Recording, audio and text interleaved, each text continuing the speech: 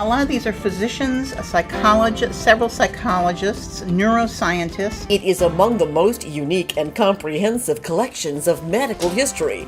A look back at how we have come to understand and treat one of the most universal of all human conditions, pain. This is an example of Brown's household panacea, the great pain reliever.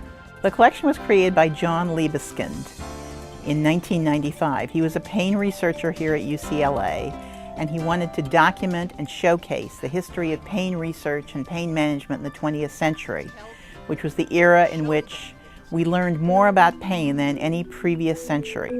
John Liebeskind was the first researcher to discover, based on laboratory evidence, that pain could kill, putting stress on the immune system and leaving the body vulnerable to cancer and other life-threatening disease. Canada, the Philippines. The collection includes manuscripts from pain studies all over the world.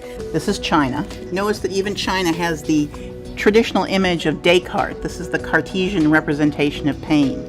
Archives from the American Pain Society and International Association for the Study of Pain. This is Egypt. And oral histories, detailing studies, treatments, personal memories, failures, and success.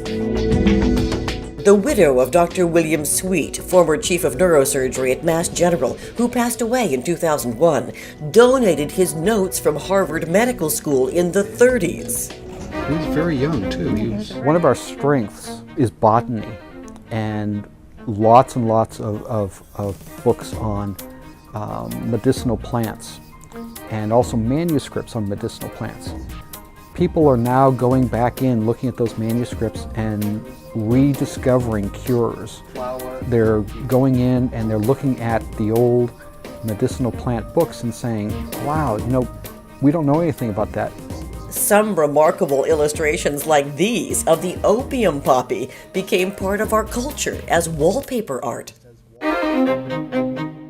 The Liebeskind collection has scores of vintage drug company advertising trade cards that, before the common pain reliever aspirin, promised to cure all sorts of aches and pains. One of the common advertising slogans for many of these medications was, cures any kind of pain. This does everything. Often it would say it would cure arthritis, it would cure headaches, it would make your skin go softer, and it would make your hands whiter than white. They were clearly panaceas. St. Jacob's oil conquers pain. The Food and Drug Administration didn't yet exist, or the Federal Trade Commission, so there was no regulation of this advertising. You could pretty much say anything you wanted, and they did.